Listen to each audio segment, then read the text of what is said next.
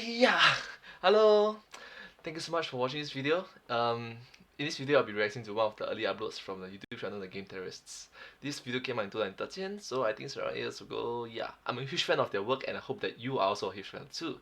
If you do like their video, just go over there and just say hello for me. If you do like my videos, please consider to like, share, and subscribe to my channel. And comment down below if you have anything to share with us. Thank you so much. Let's start.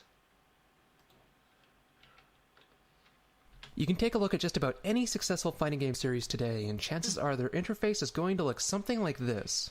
The colors might be different, the size or spacing might change, but the underlying structure is still there. Some people might chalk this up to just being a trope of the genre at this point. It's so common that if you were to change it, you'd just be alienating players. And that is very true. However, there are actual reasons behind laying out a fighting game's interface this way, and these reasons go much, much deeper. Really? It's like life bar clock, life bar, or life bar limitation than life bar. Isn't it? Than mere tradition.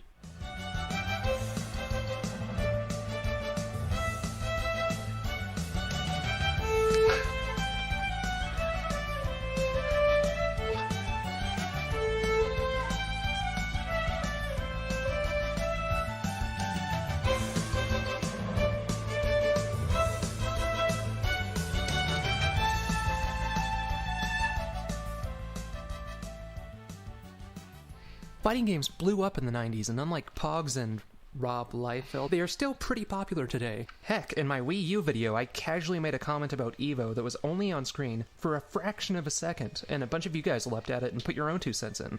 You guys are awesome.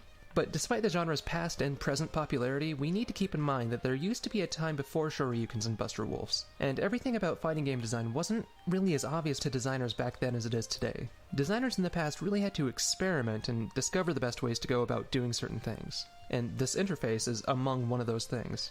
To get a sense of what we've inherited, let's put ourselves in the shoes of a designer from those years of yore, and break down the process of creating a fighting Oh, this game I remember. This is the then the house game interface and learn just why this interface has become so common. To anchor this in reality, let me give you a quick scenario. The year is 1987 and you're working at Capcom. You just got tasked to figure out how to lay out the hit points and timer for some weird martial arts arcade game named Street Fighter. You totally geek out for a second because you played the crap out of its sequel, and then you remember it's not the 90s yet and the sequel doesn't even exist. Alright, so what should the hit points look like? Should they be numbers, bars, icons, what?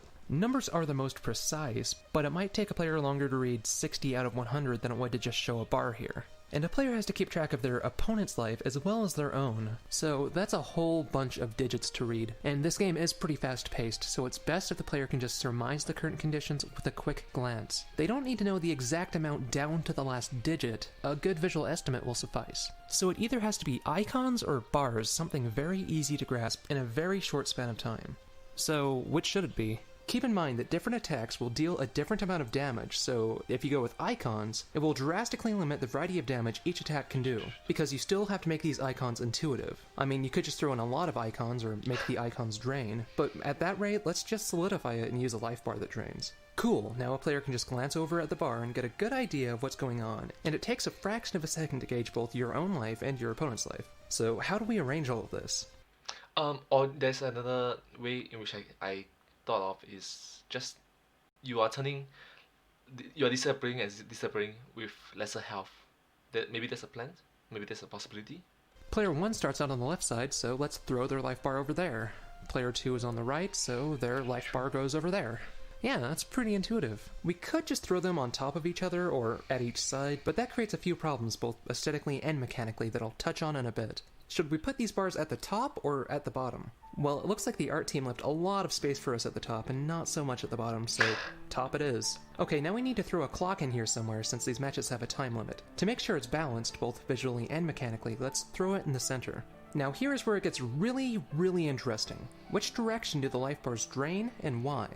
I'll give you a hint. Inward. They should drain inward. The most crucial moments of a match are either when a player's life bar is low or when time is running out. Sometimes these two events happen at once.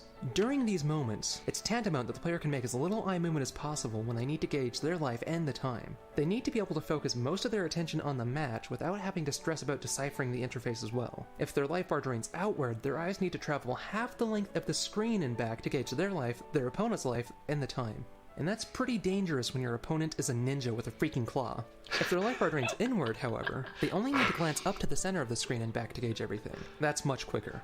Now you could just throw in two clocks, one at each edge, and have them drain outward that way, but now both players' eyes need to make a visual pilgrimage all the way across the top of the screen in order to get the lay of the land. It's still balanced this way, sure, but now you're forcing the players to spend more time reading than is really necessary. Some game out there might have a legitimate design reason to do it that way, but I'm pretty convinced this one doesn't. As far as I can see, it makes much more sense to bunch all of this crucial information into a single spot, instead of two spots that are very far away from each other. This is also why throwing the life bar's portrait style on either side of the screen wouldn't be as smooth either. If I lost you there, just imagine what roads would look like if every car's speedometer were located next to the cup holder. That's this game if the bars drain outward.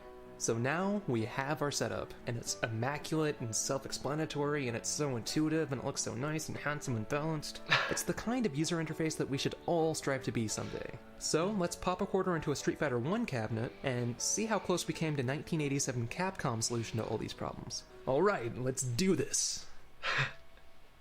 Oh my. Capcom, no. Oh jeez. They're on top of each other? That's just irresponsible and inappropriate. And where's the timer? What would she say if she saw you two like this? Oh, the timer's all the way down there. Oh. Clear blue ocean. Clear blue ocean. What? Player 2 needs to... And player 1 needs to... And then back to his... And that's... Capcom, did you get Hannibal Lecter to design this? Look, Cappy, I'll give you one more shot to get it right, and if you don't... Oh, thank you. To be fair, this wasn't the designers purposely trying to torture the players. The design of this interface is functional, it's just not very considerate of the players' needs, because the designers didn't exactly know what the players needed at the time. The timer is visible to both players, but their eyes have to move all over the place in order to get the information they need. And putting the life bars on top of each other isn't necessarily repugnant, but it's not as structurally sound design-wise.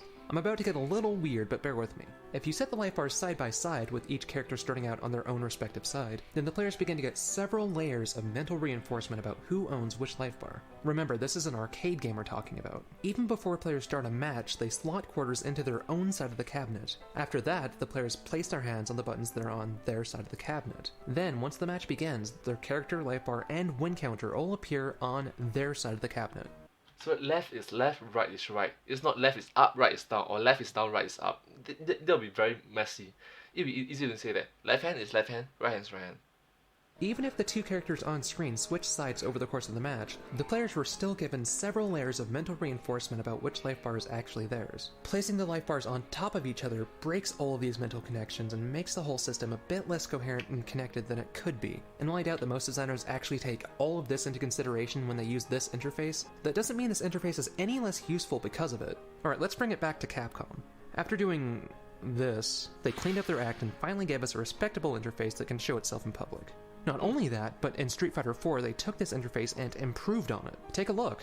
These life bars have a slant in the center. To some people this might come off as the designers just trying to be artsy. But no, it actually serves a practical design purpose. The slant is at the halfway point of the life bar. The traditional life bar helps you roughly gauge your amount of life, but when it gets close to the center, it becomes a little difficult to tell whether or not the bar has passed 50%. Usually this isn't too much of an issue, but Street Fighter 4 introduced a revenge bar, where once you've taken a lot of damage, you get the chance to pull off a revenge move called an ultra combo, which really helps to even the playing field. The addition of this mechanic makes it extra important that the player knows exactly how much life they and their opponent have, since the Ultra Combo can dish out a lot of damage and turn the tide of battle in an instant. You can only use an Ultra Combo after you've lost at least 45% of your health, and so this little slant not only makes it easier to gauge your health, but it also shows you how close you or your opponent is to gaining use of that Ultra Combo. The revenge bar fundamentally changes the battle dynamic of this game, and the designers were mindful enough to address it and reflect this change in their interface. They took all the fundamentals that worked in the past and just built on them to better fit with the mechanics of this particular game. And they did it in a very elegant and graceful way. If Street Fighter II got this down to a science, then Street Fighter IV raised it to an art form. And while it is just a tiny itty-bitty slant, sometimes it is the small things that can make a big difference. So, given what we've learned, it's no wonder why we see this same interface cropping up again and again and again. It's an interface that's not only functional, but also considerate to the player's needs. And while sometimes a game might benefit from modifying it, other times it works just fine as is. This is truly a great piece of design, and it's always fun to see different games putting their own spin on it. Sometimes to their benefit, other times not so much. So hey, the next time you sit down and play a couple rounds with your buddy, take a second to look up top. Who knows, you might find something nice up there. Aww. Hey guys, I hope you enjoyed the episode. No. Yes. Shut up. Well, Oh, no, I do enjoy it. here's some more juicy content handpicked just for you. So loud. Perhaps I'm biased, but I think you should probably check out my Wii U video that I mentioned earlier on in the episode. It's easily the best one here, but that's not saying much if you look at the competition. When's the next game theory coming out? I will drop you like Daigo. Oh gosh. When's the next game theory coming out? I will drop you like a...